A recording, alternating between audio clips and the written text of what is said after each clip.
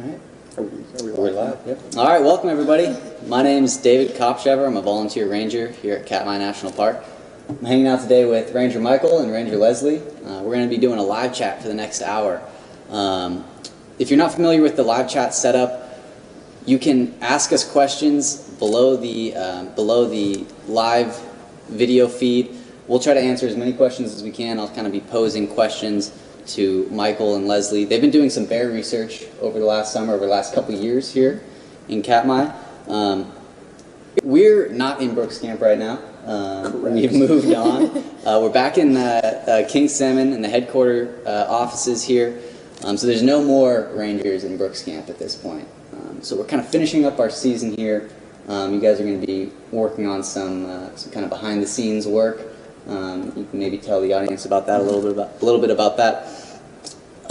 We want to thank Explore.org for having us on here. None of this would be possible without Explore. If you're not familiar with Explore, maybe you're new to the cams, I would highly suggest checking them out. All their different webcams. They've got cams all over the world, in Africa, on different places in Alaska. So brown bears, eagles, tigers, all kinds of cool stuff you can check out.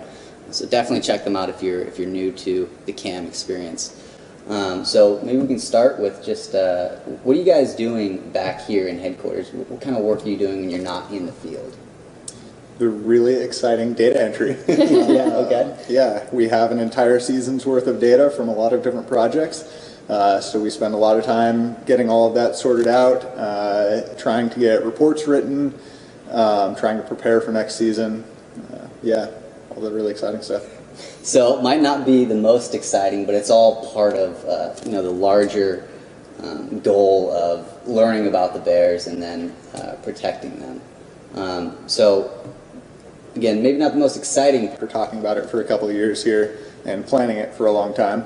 So actually starting the sample collection was very exciting. I suppose I would list that as a highlight. Yeah. So this is the first season that you actually started darting or any sample collection at all. Yeah.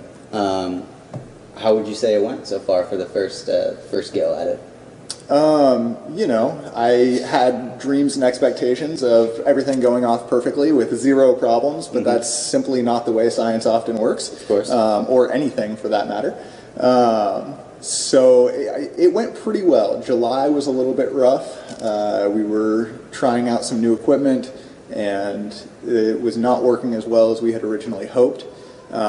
So we ended up spending August getting different tools and trying something different in September, which went much better. Outside of the darting, hair snares went very well, although this year we were sort of experimenting with where to set them up. So collection went up quite a bit. Yes, went up drastically once we got the new equipment. And so there's two modes of collection, right? The dart snare. Brooks Camp and sort of a few other areas throughout the park. There's also, I'm getting samples from the ongoing Changing Tides project out on the coast. So we're getting blood samples from bears that are captured as part of that project. The state is helping out with some sample collection from bears that are hunted from the surrounding region outside of the park and up in the preserve. So they're providing samples from some of those bears. So we have a lot of different techniques for getting DNA. Basically any means I can to get a sample from as many bears as possible, I'm going to take advantage of. Awesome. So, we want to spend as much time as we can kind of asking you guys questions, putting you guys on the spot. This is kind of going to be the last time, this season at least, that people will get the chance to ask you questions. So we're just going to kind of jump right into it here. We've got a lot of questions on hibernation, which is very relevant right now. The bears are the bear action is starting to taper off along the river. So we'll just jump right into it. We got a question here of how close do bears typically den to one another? There's a lot of information that's not known on bear denning. They den in secret to some extent. So we might not have answers to all the questions, but we've got about 100 questions here. A lot of them about bear denning. I'm pretty sure Leslie has the answers to all of them. Yes, whatever I can't see from the tree stand. Not on my radar. So I know you've done kind of like aerial surveys, looking at Dumpling, or maybe some other mountains. I think you've done that. You mean for looking at dens? So I have not been involved in den surveys here in Katmai. There have been den surveys that have been done here in 1974, I think, and then again in 2012 and 2013 they redid some den surveys. The 2012-2013 den survey was less of an attempt to actually count the number of dens and more of an attempt to evaluate a new technique for surveying dens. So that one didn't come out with as many of the specifics of like, you know, how many dens we're seeing in various areas throughout the park. It's more just seeing whether or not this new technique works. So it seems like we see a lot of bear dens on Dumpling Mountain. Would that be kind of the main place that bears go that are using the Brooks River? Do you think they spread out quite a bit? Like you said, the studies haven't been done. I do know that the 1974 study found Dumpling Mountain to be one of the primary denning sites, there was a high concentration of dens on particularly the north side of Dumpling Mountain. Also over in the Savanoski drainage, there was a series of mountains that had a high concentration of dens. Any of the mountains around here, you're going to get dens on. It's not just Dumpling by any means. Any of these mountains, you'll find some dens. Right, yeah, I'd say the mountains close by were highly concentrated with the dens, so likely that most of them just stay around in the area, although it is not out of the question for bears to travel hundreds of miles and go someplace else. Wow. We don't have collars and have not had collars on these bears at Brooks Camp, so we don't know where they're going to den. We don't even know where they go in August, where they're still up and moving around, and should theoretically be easier to find and track. We have no idea where most of the bears go. We have ideas that we know some bears go over to like Margot Creek or something like that. But that's a few of the bears. We don't know if that's the majority of our bears. We don't know if they're going up to Headwaters Creek or where they're going. So denning in particular is very tough to figure out where they're all going. It's not, Katmai isn't a very easy place to walk around. No. So, navigating over the mountains and through all this thick bush makes it very difficult to track bears if we're not using collars or anything like that. We've got some more questions about how bears maybe get to their den. How long do you think it takes a bear to travel maybe towards the top of Dumpling to wherever they go to den? I would be surprised if a bear could very easily make it to the top of Dumpling in one day. And you and I can make it to the top of Dumpling in one day fairly easily. And I'm not in that good shape. Bears can do it very easily. So if it takes them longer than that, it's only because they're checking out other places and eating along the way and stuff like that, instead of trying to make it straight to a denning site. And along those lines, how long do you think it takes a bear to dig its actual den? On average, I think it's 3 to 7 days for excavating a den. Okay. And so they excavate just enough space for them to fit inside, right? Enough for them to be inside and kind of be able to turn around and stuff, So these bear families, maybe a bear like 132 with really big cubs, or or some other family where there's 3 or even 4 cubs, do they all den in the same den, or do they dig separate dens? Do we know how that works? There is some... That's okay, we don't need it. So I've seen some reports. I haven't extensively researched that or anything, but I've seen some reports that would suggest that spring cubs, when they go back into the den for the first time, usually will den with the sow again. But then as those cubs get older and you start getting the year and a half, 2.5-year-old cubs, those ones are more likely to be in a separate den that's nearby where mom is, but perhaps not in the same den. This is a question that I think is very interesting. We've talked a little bit about, in the past, we kind of alluded to the fecal plug. Do we know how that is created? Is it grass and vegetation that they eat? I know, it's a very interesting thing to think about.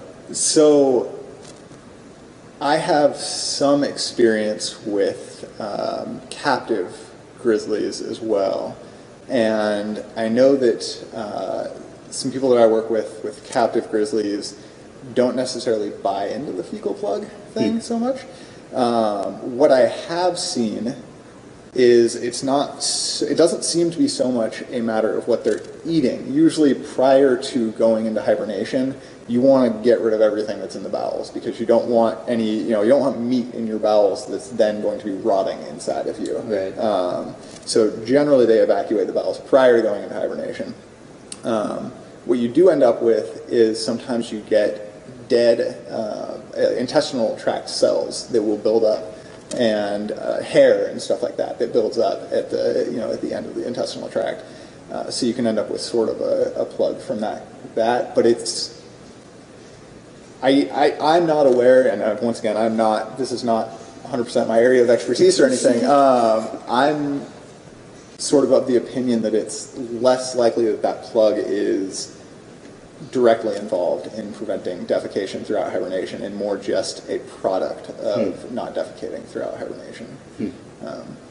But yeah, not my area of expertise. Leslie's area of expertise, I'm sure, right? So maybe a few schools of thought on that issue. Yeah. Okay. So moving on to kind of when bears emerge, how do they know when to come out of the den? Good. You want to go with that one? So hibernation is something that I spend a lot of time looking into. Not necessarily the fecal plugs so much in and of themselves, but hibernation is one of the most interesting things to me with brown bears, and actually a lot of my research is on hibernation physiology. So the whole timing of going into and coming out of hibernation is pretty much entirely unknown at this point. There's been a lot of theories from day length, temperature. Bears are somewhat active while they're still in hibernation, physiology. So they might get up and look around and say, "Oh, hey, look, there's a bunch of green stuff out here. Maybe it's time." Yeah. It could be a circannual rhythm where there's an internal body clock that's telling them, "Okay, now it's time." Most likely, it is a combination of a whole bunch of different things. Maybe there is an internal body clock, but it's calibrated based on external temperature or day length or something like that. But yeah, we don't really know what causes that.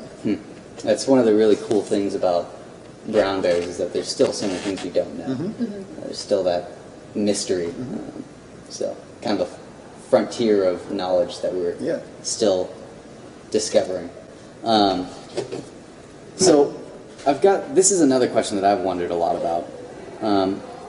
It says, if snow covers the entrance of a den and it melts from the heat of the bears inside, why do the bears not die from a lack of oxygen? In other words, if the den's completely covered, why don't they suffocate?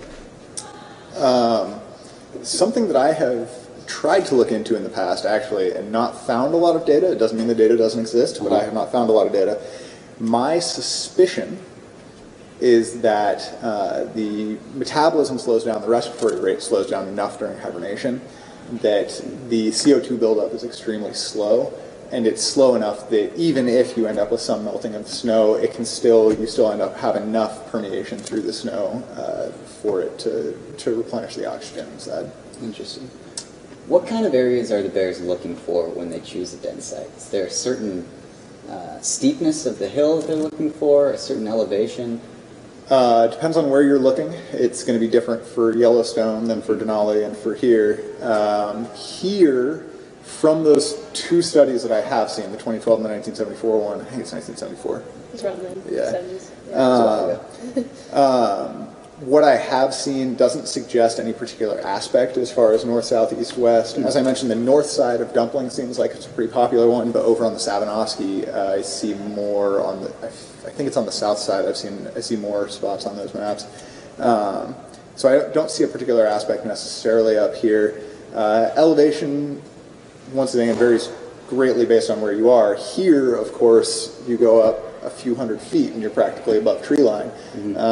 So there, I usually see, I think what I've seen as an average around here is 500 to 700 Right, yeah. feet. Usually anywhere from like 300 to 700. Yeah. Whatever that's done. But with that said, you might go out on the edge of town here and find a hill that's at 40 feet above sea level that a bear's decided to dig into. That is certainly possible. Steeper slopes are generally better up to a point. They don't want a 90-degree cliff, but the 2012 study did say basically the steeper the slope, the better it was. They did not define a point at which it was too steep for the bears. Is that so snow will cover it more easily? It's easier to dig into a hillside. That's if you're going more from the side. Other people probably have more theories about why that is. Off the top of my head, though, I don't know why that is. Sure. So the bears we're seeing right now, we're starting to see the bear activity kind of taper off. Some people have also noticed that the bears seem a little bit lethargic. Is that normal? Do bears get kind of low energy before they go hibernate? It is certainly possible that their metabolism is starting to slow down. Hibernation physiology is not the same thing as denning. So hibernation is a suite of physiological traits, whereas the actual denning portion of that is something that occurs during hibernation, typically. So it is certainly possible that as it's been pretty cold recently, we've gotten a few snows. That's usually around the time. Usually, the first snow of the season is something that's around when you'll start seeing a lot of bears going up and starting to dig dens. So it is very possible that some of them have started to transition into more of what we'd consider a hibernation type physiology. And what triggers that? Is it the cold? Is it same as coming out of hibernation? Yeah, we don't really know. There's a lot of theories, and it's most likely a combination of things working together. But yeah, we don't know what it is that triggers it. Interesting. We saw some really fat bears at the end of the season. I hear there was one that was particularly fat. Yes, 480. He was huge. The runner-up, 435. She was also extremely large at the end of the season. The question we have here is when female bears become pregnant, if they've gained enough weight prior to hibernation, does that suggest the bear who has packed on lots of weight, like 435 Holly, would she be more likely to have more cubs? Would she be more likely to have cubs at all? How does that work? Yes and yes. She is more likely to have cubs. Usually if they're below about 25% body fat, they're probably, the fertilized eggs won't implant, essentially. 20%, some bears might implant, but usually it's around 25% that they want. And then, they are more likely to have more cubs if they've got the resources to sustain those cubs. Okay. That's, for now, from the pre-submitted questions, that's what we have on denning, so we're going to move on for now. Talk about, we want to ask Leslie some questions about bear monitoring over this last summer. Starting with, on the cams we've been seeing more females lately than males. Is there a reason for that you can think of? Not really. Yeah, so I stopped the monitoring back in early October, on like October 10th. So right now, cam viewers know more than I do about what's currently going on. Yep. So yeah, I have no magical theories on this right now. There did seem to be a lot of females with cubs this season. Indeed. Did you have a count on how many cubs there were? I do. Awesome. Yes. So I've broken it down into like the July monitoring session and then the fall monitoring session, them being different. They could be combined, but there's always been discrepancies of being able to ID bears from July to fall. So to keep things a little cleaner, we'll just keep them separate. But yeah, we had around 19 cubs in July. Like 10 spring cubs, and we had 7 yearlings and some 2-year-olds. So we had definitely an increase in cub action. And then for the fall, so we had 18, 19, 20, 21. Wow. So have you ever seen that many cubs? I haven't since being here. No. So it's suggesting that hopefully the bear population will be on the uprise. It's been the lowest since the monitoring has seen since it started in 2001. But yeah, it leads us to have no reason to be concerned that it's falling too low. But yeah, it kind of just seems to be the cycle of things. So maybe next year we'll have a ton of sub-adults running around. This is Will very that be possible. absolute madness? What is that going to be like? Probably for Yes, bear yes it management. will be. Probably 2 years from now, more than next year. Although, if you look at data from like 2008, I think they probably had more sub-adults running around then than we will 2 years from now. There were just a ton of bears around, and a lot of them were sub-adults. But yes, 2 years from now is probably going to be very exciting for bear management. Cool. Well, I'm looking forward to it. Yeah, should be fun. So there's another question here about are there any other sub-adults identified, new sub-adults, other than 719? There was 717 in July that was identified. I think it was also in fall as well, and that was a younger sub-adult, possibly a 2-year-old. Just looked pretty young, pretty small, and basically by its behaviors, it can be a great way to tell its age and not just like a small female. So yeah, acting pretty skittish, fishing and just scrounging on the scraps. And then there was also, in the fall, another bear that was numbered, that was given the number 720, and that was a little bit larger of a sub-adult, but still classified as a sub-adult. Okay. So a few new ones, yeah. And so last time we talked, we had our live chat earlier in the season, there was mention of possibly a yearling cub that was on its own. Is that considered a sub-adult since it's on its own? Does it get counted in the Yes. monitoring? It would, since it was on its own. I have a suspicion that it is the same lone cub that we had seen the year before, based off of very similar color markings, and it had a patch of missing fur on its rear end that this same, what we were calling a lone cub, also had. So I'm pretty sure it was the one that had been given the number 610 last fall. And so could possibly be a 2-year-old if it was a yearling on its own last year. But once again, it's a gray area, it's not exact science, it's just kind of based off of photos and behaviors and that sort of thing, but that's my suspicion. Okay. So did you see it 3 times and make it into Yes, the... Okay. it did. And so, I'd have to imagine that a younger bear like that is going to have significant challenges to its survival.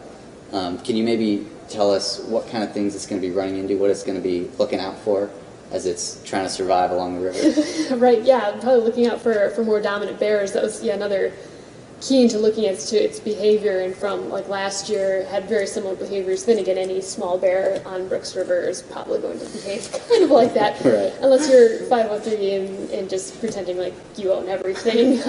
He owns the jacuzzi. Yeah.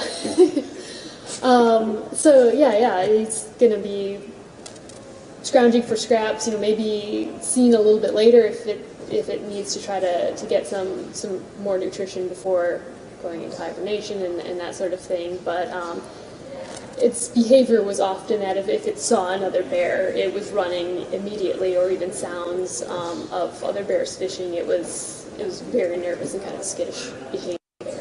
So probably has learned a few hard lessons in life. Yeah, which is good for its survival. I mean, Right. It sounds like it's if doing it was all the right indeed things. the bear from last year, it at least made it through 1 year. So kudos to it. Right, that's impressive.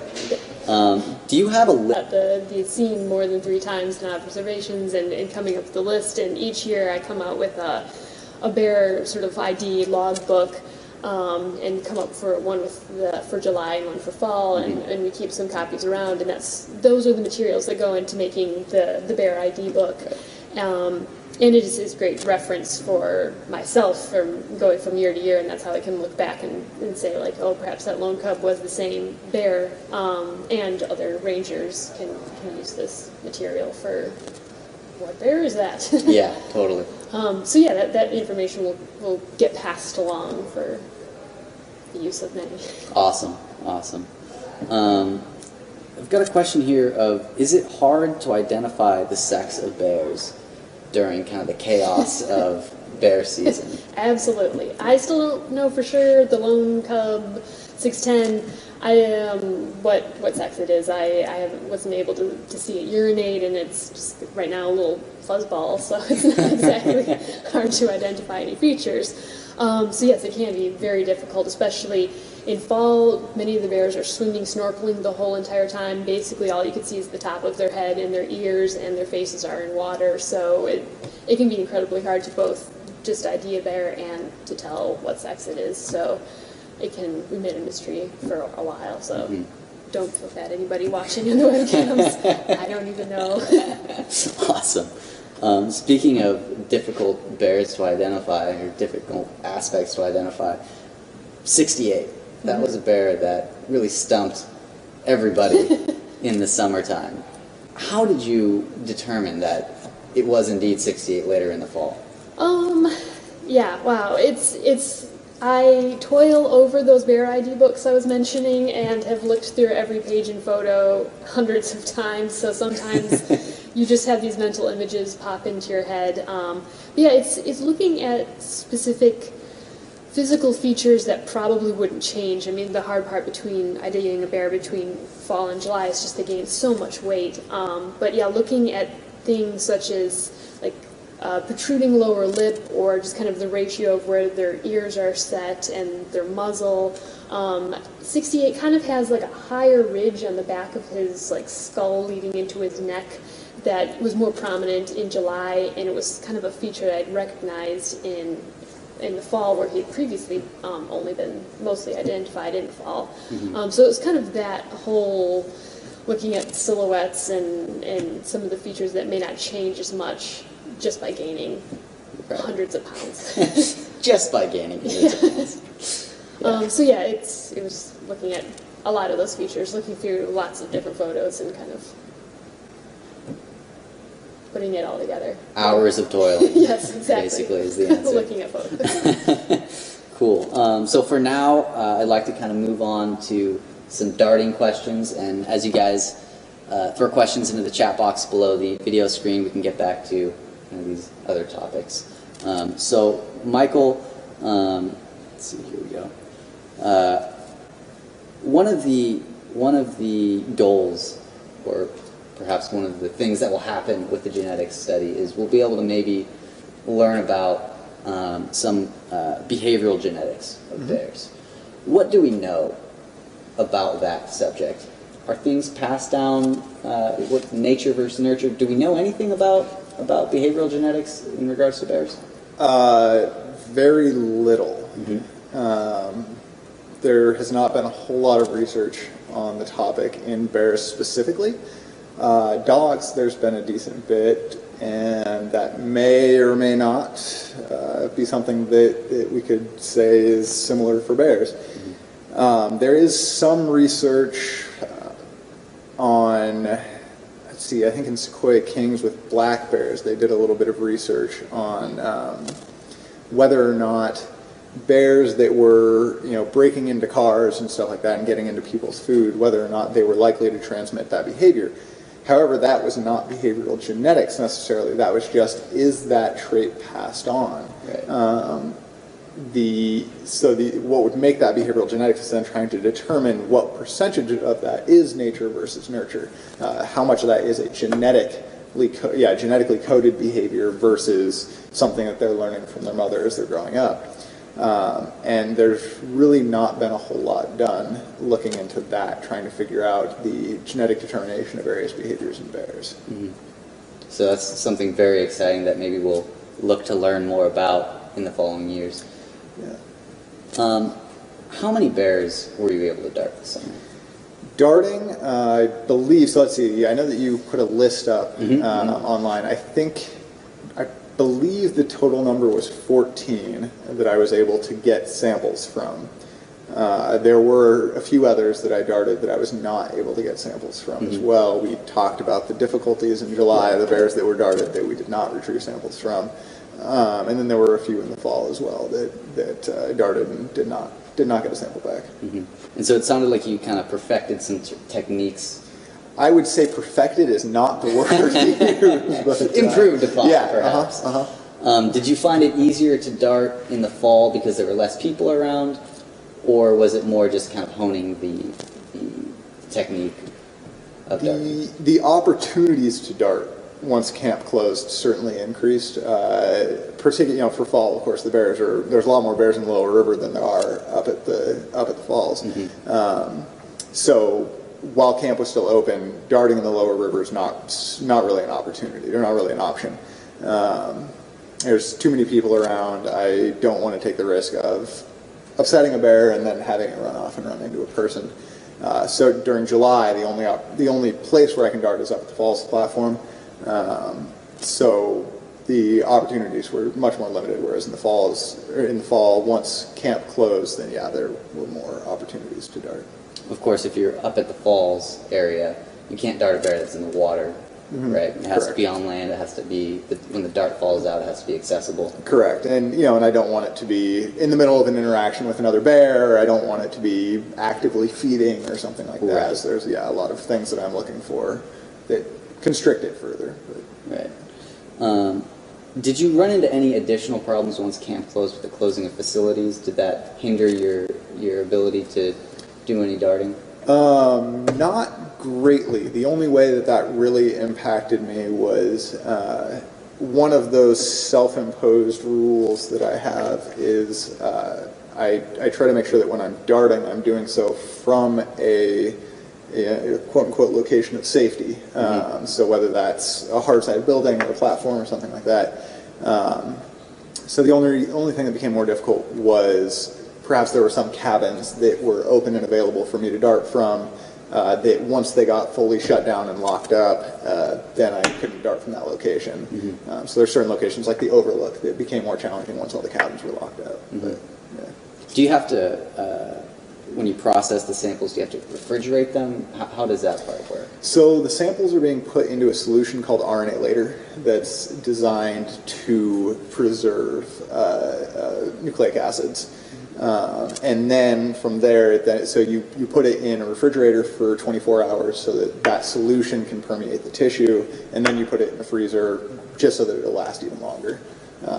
Tissues in RNA later will last quite a while, but they'll last longer if you freeze them too. So. Okay.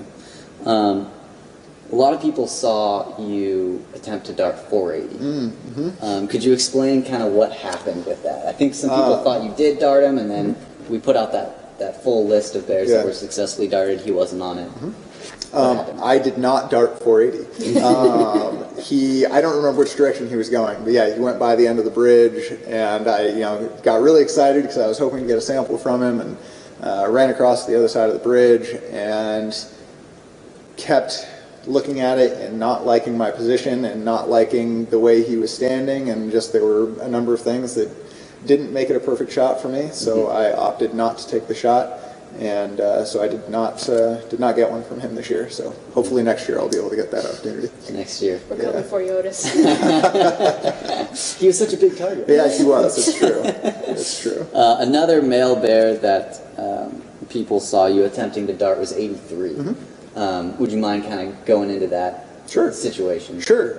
So I attempted to dart 83 twice. One of the times I darted him, probably the time that most people are referencing, I darted him, the dart stuck into him, and he ran off closed trail and into the marsh and was gone with my dart. That does happen from time to time. The way that the needle is attached to the dart itself, occasionally when it hits the animal, a little bit of hair will get stuck in between the needle and the dart, effectively pinning it. So he wandered off into the marsh, and later on that day when we saw him again, he did not have a dart attached to him, but we do not know where the dart fell off, and we're not ever able to recover it, unfortunately. So kind of one of the risks of the project, but overall, with what we can learn and how we can use that information, I would think the risks are certainly worth reward. Yeah, and I mean the risk of it here, we lost a dart essentially. That's the only that's the adverse implication. Doesn't seem to have caused any damage to the bear, any harm to the bear. He's still out there wandering around, or last time we were out there, at least he was still out wandering around. So yeah. So with darting the male bears, is there any chance that you'll be able to determine what male bears are siring cubs? That is the hope. That's why we're using the biopsy darts at all at Brooks River. Brooks is the only place we're using the biopsy darts currently, and the idea is to be able to figure out that lineage, trying to put together a pedigree of some sorts, essentially out there.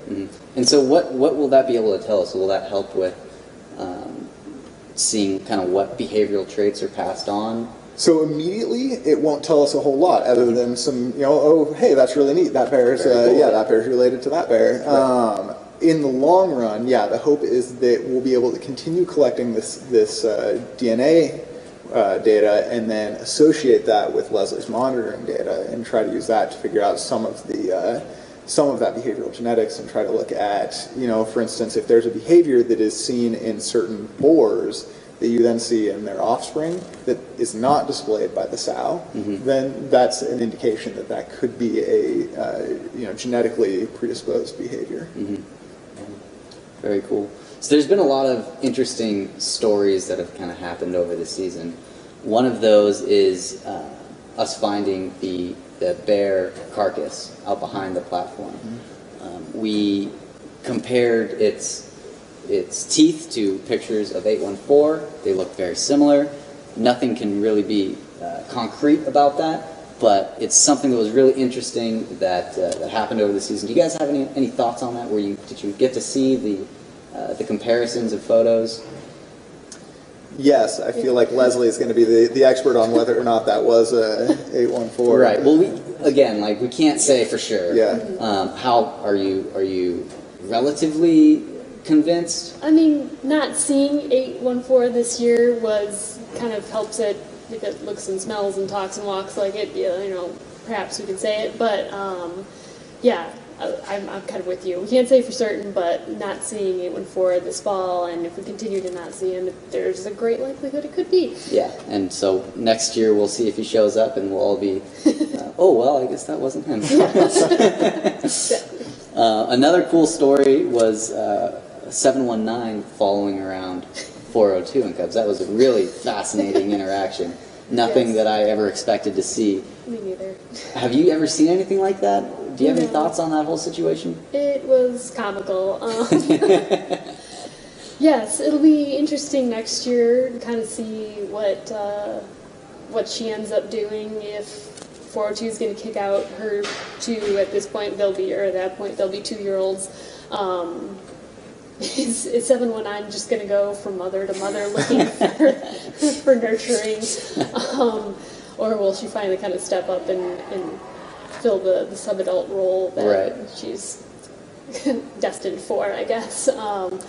We'll see. But that was very interesting, especially since it happened to be 402, who's 503's mother. It's all a soap opera drama. It is. So I'd actually like to continue that discussion with a question, which is 719 is fairly widely believed to be 435's offspring, which is kind of part of what is contributing to this whole drama. Right.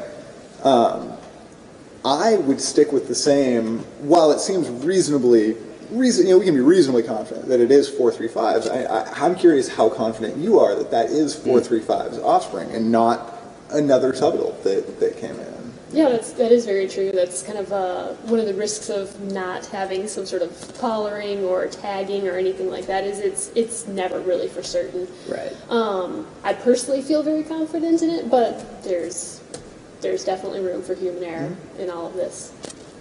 Yeah. But it's just been so interesting to see her learn from her experience, if it is indeed her, and then the technique has been pretty successful.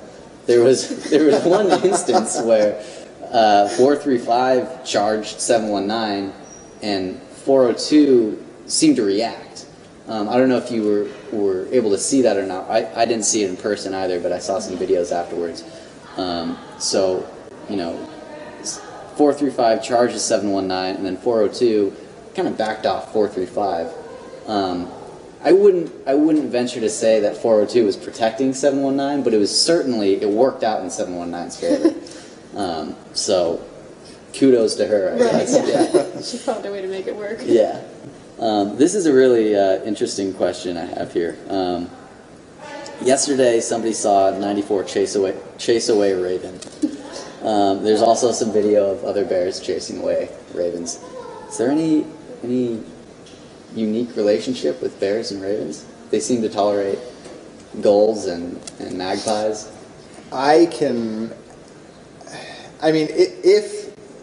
If that is a true statement, and bears do have a bigger problem with ravens than they do with other birds, which I have not spent the time observing with that question in mind to be able to answer whether or not that is actually the case. If it is, I don't know of any data that would suggest why they have a bigger problem. I could hazard a guess, which is just that ravens are more effective scavengers of the things that bears might still be interested in eating. So perhaps as a result of that, they would be more interested in chasing off a raven. But I do want to reinforce, I do not know that bears are more interested in chasing off ravens than they are any other bird. Sure. Yeah. 2 instances are not quite enough to make any bold statements. Well, and you need to measure at what distance do they respond, then compare that to other species, and it would be the whole scientific approach. I know, right? It's overrated, right? It's just overrated. Another question here: do female bears exert the same method of dominance with each other as male bears? So the cowboy walking, the posturing, does that stuff happen with females as well, or is that more of a male bear? I'd say it does exist, probably more subtly than when males do it, and it's almost a performance, it seems. But there's definitely hierarchies or ways that female bears will just kind of show that they're more dominant, protect their space better is kind of what I'm getting at than, say, younger bears. If you have anything else to add, it's kind of more subtle, but still, like, dominance interactions. So they still compete, just like male bears do, but maybe a little bit. Compete, for resources, for food, for, their space bubble. Another question here. We've seen 503 playing with 151 and 602 recently. In the past, we've seen 89 playing with lots of others. Do female bears, have they been observed playing with other bears as much as males? From what we were talking about, I can't recall a time when I've seen two females playing with each other. I've seen females playing with other males. Right. I don't know if it's just... I can't recall those instances. Sure. However, I would once again like to stress that neither of us has studied this as a research question or anything like that. Right. So I can't say for sure, but I can't think of any times where I've seen two females playing like that. Right, unless they're still dependent in cubs. Yeah. Mm-hmm. I know I've read about that happening in McNeil bears, but I've also never seen it happen here that I can remember. And so what I know I've seen more reports of is not necessarily two females playing together, but two sows that have dependent offspring coming together and their cubs all playing together while they just kind of are okay being around each other, right, but not necessarily actively engaged in the play. But, For adults. Cool. So that's about the end of the pre-submitted questions. We're going to move on to some live on-the-spot questions now. Can't Google these ones. Okay, so Michael, were you scared to be so close to 480 in your attempt to dart him? And did Otis even notice you? Interesting. I believe... No, I would not say that I was scared to be near him. He did not respond to me in such a way that I felt there was any concern for my safety necessarily. Certainly I wondered about, if I do dart him, what will his response be? Of course, that any of these bears could do this, but a bear his size could probably, rest an arm on the gate, the bridge gate, and it would break. So there is always that possibility of it. With every time I dart a bear, if I'm on the ground, it's always a question of how's the bear going to respond, and being mentally prepared for that is certainly necessary. Do I think he noticed me? I think he did. If I'm remembering correctly, I think his eyes kind of shifted over and he gave me that little sideways glance that they do sometimes. However, even if he didn't, I would guess that he was aware of my presence. Whether or not he chose to pay attention to me, I would guess that he was aware of my presence. Have you been able to dart any bears since the list was posted on the Katmai Terrain blog? No. I have only attempted darting once since then, and that was a relatively short endeavor before it started snowing and sleeting and raining on us. Yeah, that was the only time that I've tried. I'm probably done for the season with darting at this point. Getting to and from brooks, of course, is now much more of a challenge. The lake level is getting lower and lower, making boating back and forth a little more challenging. We no longer have a plane on floats because we took the beaver out of the water, and so yeah, getting back and forth is a little more challenging now. Okay. You talked a little bit about the new technique that the surveys were done on for looking for bear dens. Could you maybe explain what the new technique was, if you're familiar with it? I wish I could. I have not looked at that paper recently enough to be able to explain the difference between what they did in 2012 and what had been done previously. Sure. Yeah. When the bears are up on dumpling, do they have a water source to drink from? Do they need to eat and drink while they're digging their dens? You said it takes about 3 to 7 days. I would certainly want a sip of water or something. That 3 to 7 days is not of them digging constantly. That's kind of, they go up, they might dig around a little bit, then they'll wander off, maybe eat some berries or something like that. Probably, wander down, get some water. There are a few streams that come off the side of Dumpling that they could use as a water source. So they're kind of out and wandering around, and then occasionally coming back and digging. They might dig most of it all in one day and then wander off for a day or two and then come back. Some people saw a moose up on Dumpling Mountain the other day. We don't get to watch the cams very often because of our internet connection here. It doesn't quite support. We don't have the bandwidth to watch the cams. But do you think that more animals like moose or lynx or even wolves will show up in the wintertime to Brooks River once the bears have gone away? I would say from my own experience that moose do tend to come down more often once the bears are diminishing, or at least in fall. A bit less competition for the resource, but moose do also just come down to rivers at that point in time, so it's what they naturally do for feeding. So it's once again probably a mix of several different factors of food resources now there, and perhaps less competition with bears moving on to different areas. Less predation from, or fear of predation from. Right. Well, every year is kind of a test for technology with the cams, so we're hoping that we can get the cams to run all winter, and maybe we'll all be able to see, if that's the case, if we see more different wildlife show up this winter.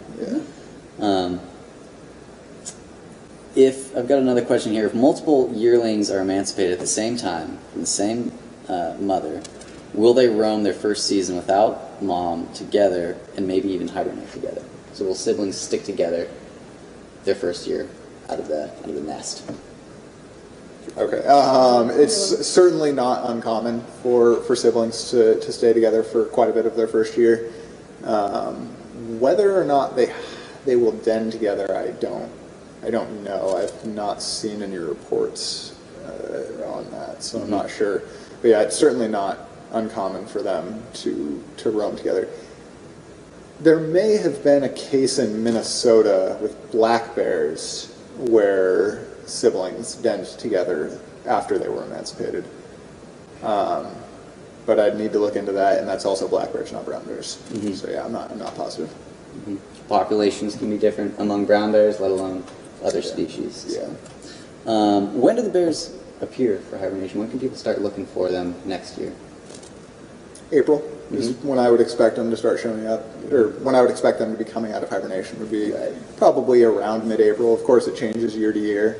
I know 2012 was an extremely cold winter and spring, heavy winter, so they probably came out later that year because everything was still frozen in May.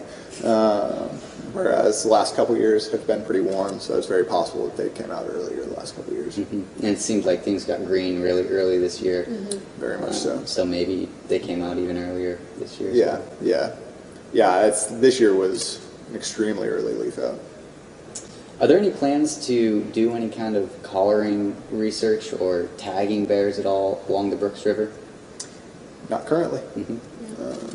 And so what are the benefits of not doing that, essentially? Anytime you're talking about collaring bears or tagging bears, there's of course there's going to be a discussion about the impact to the animal.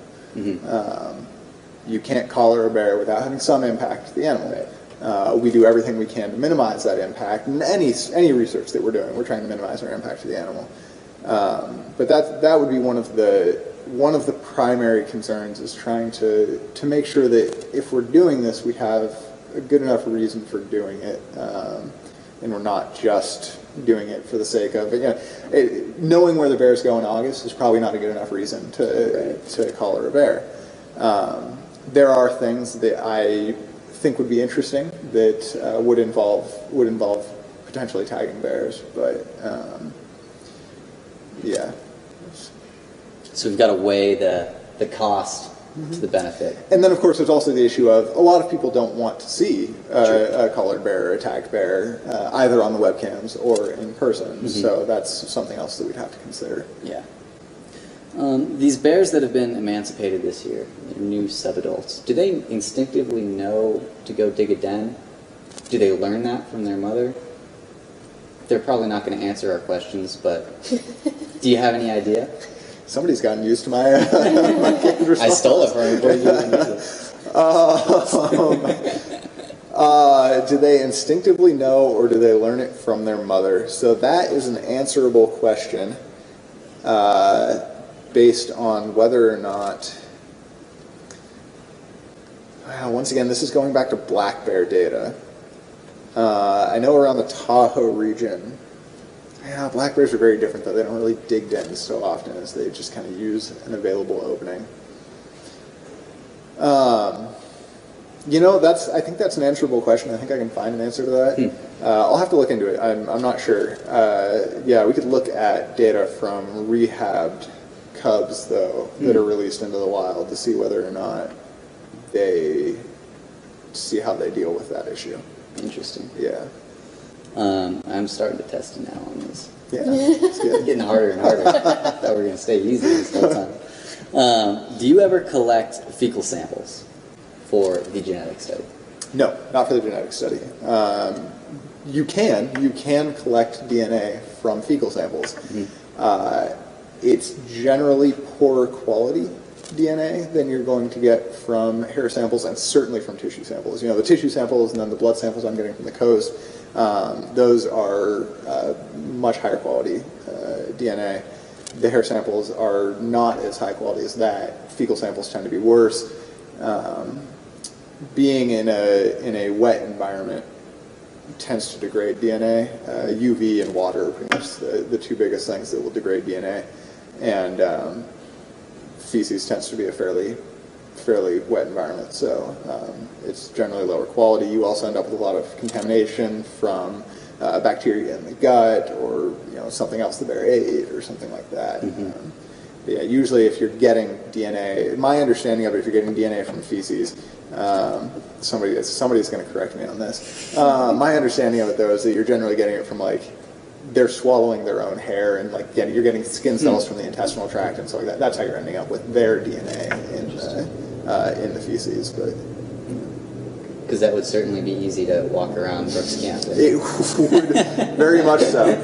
There's no shortage. However, at a certain time of year, it would be the feces would be very wet, and it would be a very challenging environment to get good DNA out of. Okay, I'll move away from that subject. Well, there was a question about it smelling bad in camp. There was, yeah, and well, did it ever smell really bad in camp? I mean, I didn't smell it. I had no sense of smell though. Yeah, there are times of the year you step off the plane and you can smell it. I think I just got used to it. So I always notice it when I leave Brooks Camp for a bit, and then you come back and you're like, oh yes. But Brooks Camp, it is usually the feces that smell, whereas when we were at Moraine Funnel, it's the dead fish. That's true. I don't know if it's that the bears keep the dead fish cleaned up better at Brooks or what, but yeah, the dead fish doesn't get quite as bad there. Very interesting. I've got a question here about females mating. Do you guys have any speculation as to who might show up with cubs next year? We had most of the females that we saw had cubs. Right, yeah. It's almost like perhaps we're going to get limited next year with the number of females who could possibly show up with cubs. Who's left? Yeah, exactly. 410 is always... always an option, I guess. Unlikely. Right. Yeah. 435. Maybe she'll do a quick turnaround, but how old is 435? She's getting older, probably almost 20, around 20. And that's the Yellowstone data showed that it was around 20 that you started getting reproductive senescence, and so it may not end up with cubs as a result. Yeah, 261 though was another one. She gained a pretty good amount of weight, and don't know exactly if she's had a litter before. So this could be potentially her first one. She's younger. 289 seemed to almost possibly have had cubs earlier. It seemed like she had been lactating earlier in the season when we saw her. So perhaps there'll be another possibility for her showing up with cubs. I'm trying to think of any of the other sows. I can't think of any that are left that don't already have cubs. And there have been, there were some that didn't show up this year that may show up again next year. Yeah, people have been asking about 813 who had yearlings last year. She wasn't seen this year. Maybe she just didn't show up. Maybe she'll show up with cubs next year. We'll see. It's always kind of the guessing game. Even if a sow doesn't show up this year, it doesn't mean she's written off. So that's kind of the fun part of 708 showing up this year. We hadn't seen her before, and then, or at least for a year, and now she shows up with yearlings, and you're like, that's your chick. That's cool. where you've been. Yeah. Another bear that I think didn't show up last year was 469. Seems like some people have maybe been seeing that bear on the cams. Did you see that bear at all in your monitoring sessions? Right, yeah, unfortunately I didn't. I don't monitor at the falls for the fall monitoring, and since I've left, haven't been able to tune into the webcam. So it is possible, but I have unfortunately not seen that bear myself. Yeah, and just for people that are watching, I was able to quickly download a couple videos that people posted, and to me it certainly looked like 469.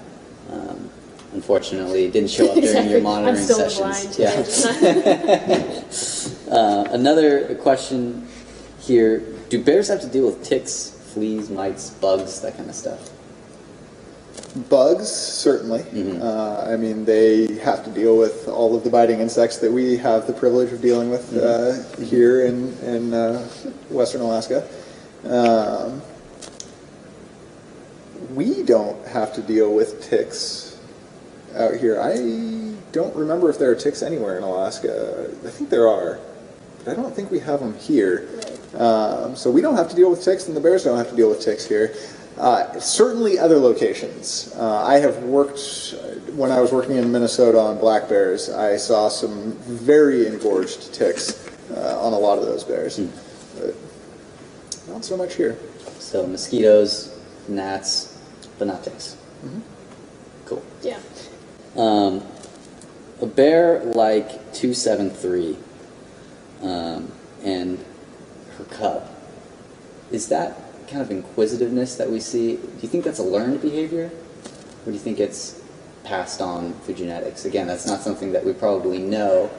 I'm not maybe sure. We'll find out later. What behavior are we talking about? Just the, it seems like they're very curious bears. They seem to investigate things quite a bit. And by that I mean chew on the bridge. And destroy half of camp. Yes. Yeah. Is that inquisitiveness? I'm going to go with the stock answer if they won't respond to my surveys. So I'm not sure. Yeah. Maybe that's something that we can learn in future studies. It's possible. The challenge with something like that is you have to be able to define inquisitiveness, right? How do you define from observations what is inquisitive versus boredom versus natural desire for wanton destruction? Who knows? It could be anything, is what I'm saying. Like how do we define one behavior based off of behavioral observations is really tricky. If somebody has a great idea, I would love to hear it. Yeah, because we struggle with that, even with say a behavior like a trait such as habituation. One of the things that I would love to study is the behavioral genetics of habituation. But how do you define a habituated bear? Right. That study has been discussed and even moderately attempted here at Brooks Camp before, and they did make a classification of what was habituated and what was not, and that was based on whether or not the bears would tolerate people consistently within 50 yards. However, I think there's also a very strong argument that every bear at Brooks Camp is strongly habituated. Right. So at some point you just have to define it, but how you define it is really tricky and has a lot of implications for the results of the study. Well, we're coming up on an hour pretty soon here. I wanted to ask you guys one more question. What is the most difficult part of your jobs? You guys have extremely important jobs, and I'm sure at times very fun and rewarding jobs, but there's got to be some challenges as well.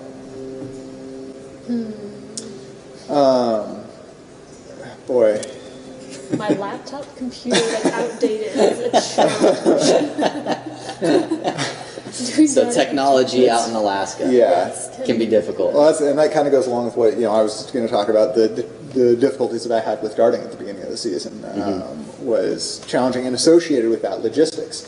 I ordered a bunch of supplies early in the season and had. This is also one of those. This is the first year that I'm doing sampling, so hopefully it'll be different in the future. I ordered a bunch of supplies, checked the box for free overnight shipping, thinking it would not get here overnight, but maybe 3 or 4 days later it would get here. What I did not count on, because I was not aware of it, was because there were certain chemicals that I was ordering as well that have restrictions on how they can be transported. Every single one of those boxes was held in Anchorage for inspection. And then after inspection, there were only certain types of transport that it could take out to King Salmon. So what I thought was going to be 3 or 4 days turned into about a month before my supplies showed up. So that delayed the start of sampling. So that, I would say, is logistics in general is very challenging out here. It's an incredibly remote place with really valuable resources. There's just really no other place in the world than Alaska where you can come and see bears like this. So and logistical challenges or not, technology challenges or not, I don't think any of us would would trade it for anything. Sure. This place is incredible. Yeah. We're very fortunate to get to work where we do and do what we do. Yep. And the work you do is incredibly important. Thank you. Without people like you, this wouldn't be possible. Before we sign off, actually, there was one other thing that I saw that came up earlier that I would like to talk about, which was the funding for my project. And I want to bring it up because webcam viewers are currently the primary source of my funding, and by that I mean I have other sources of funding, but you guys have been absolutely phenomenal. I've received, I think, or this project has received around $15,000 in donations, and so far that is what has paid for everything that I've done. And I just wanted to say thank you very much, and to everyone who's watching, and to Explore for facilitating this. I feel incredibly lucky and grateful for that.